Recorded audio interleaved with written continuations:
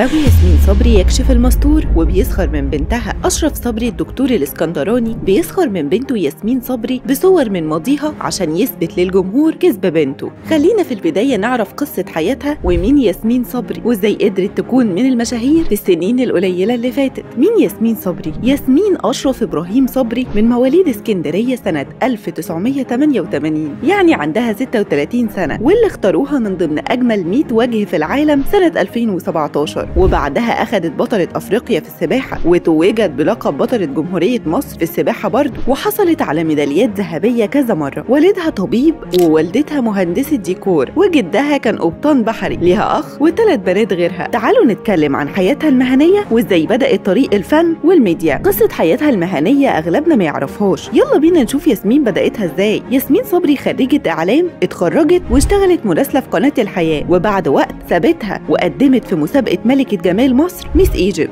بس اتلغت عشان ما كانش فيه تمويل. اشتغلت موديل في اعلانات لفترة، واشتغلت في برنامج خطوات الشيطان مع الداعي معز مسعود والمخرج عادل أديب، واخدت دور بنت محجبة اسمها رشا، ومن هنا كانت بداية نجاحها، وكانت من اجمل الوجوه الشابة الجديدة. بعدها قدمت مسلسل طريقي مع الفنانة شيرين عبد الوهاب، ومسلسل الأسطورة مع محمد رمضان، والحصان الأسود مع أحمد السقا. ياسمين صبري دخلت 2019 بأول عمل درامي من بطولتها، شاركت في 5 أفلام و8 مسلسلات. ياسمين صبري قالتها نصا: أنا بدأت أصدق إني مجرد بنت محظوظة وجميلة من غير أي موهبة فنية، وإني عشان جميلة مش محتاجة أبذل جهد لأن الجمهور هيتابعني. اتجوزت ياسمين قبل ما تدخل عالم التمثيل سنة 2012، وانفصلت سنة 2017، وفي 2020 اتجوزت أحمد أبو هشيمة وانفصلوا 2022. أبوها بيثير الجدل وبيكذبها على كل صفحات السوشيال ميديا. ياسمين صبري كانت ضيفة في برنامج برودكاست بيج تايم مع الإعلامي عمرو أديب، وقالت إن جدتها ربتها وإنها كانت في مدارس حكومية مجانية قبل ما والدتها تحقق ثروة كبيرة. هنا بقى والدها ما قدرش ما يردش، رد ببوست ساخر على صفحته الشخصية على فيسبوك إنه الحمد لله على نعمة تربية أبنائه بصورة جيدة على الرغم من انتمائهم للطبقة المتوسطة، ووضح بالصور إنهم عاشوا في بيت والدهم، وإن بناته درسوا في مدرسة الEGC المشهورة في اسكندرية، وإنها من أرقى المدارس الخاصة، وكمان إنهم متربيين تربية فلبينية، وإنه كان حريص على إنهم يتكلموا إنجليزي لغة الطبقة المتوسطة اللي بنته اتكلمت عنها خلال البرنامج. ووضح إن ابنه بيشتغل في الولايات المتحدة الأمريكية بعد زواجه، وإن بناته نرمينة مع جوزها في أمريكا، وإنه طبيب أطفال من طبقة متوسطة زيه، وقال عندي بنت فنانة وعندي بنت جنسيتها فرنسية. أشرف صبري حب يسخر ويثير الجدل حوالين ياسمين صبري وإنه يكشف كذبها، وقال إنه كان حريص إنه ياخد أولاده في رحلة يخت خاصة، وسخر بإنه معاه يخت الطبقة المتوسطة، وأكد إنه بنته الفرنسية عايزة تزور مصر لأنها عايشة بره مع والدتها، وإن والدتها محترمة وجعلته رمز في عين بنته رغم البعد. وأشرف صبري قالها نصا على حسابه الشخصي إن أحيانا ينبت أحد أولادك وهو ناكر للجميل يتحدث وكأنه يجسد دورا في فيلم كل كلامه اختراعات، ولكن هذه هي سنة الحياة، والمهم أننا بخير. وختمها بسخرية إنه يحب التوضيح إنه بيعيش جيدا وسعيدا في الطبقة المتوسطة. تعتقدوا إن إثارة الجدل بين أشرف صبري وبنته الفنانة ياسمين صبري مستمرة، وإن السوشيال ميديا هتكون مكان للرد على اللي جواهم لبعض؟ مستنيين رأيكم في التعليقات عن الحلقة، وما تنسوش لو عجبكم الفيديو شير وكومنت على حابين تعرفوه ونتكلم عليه. دمتم بخير ورمضان كريم.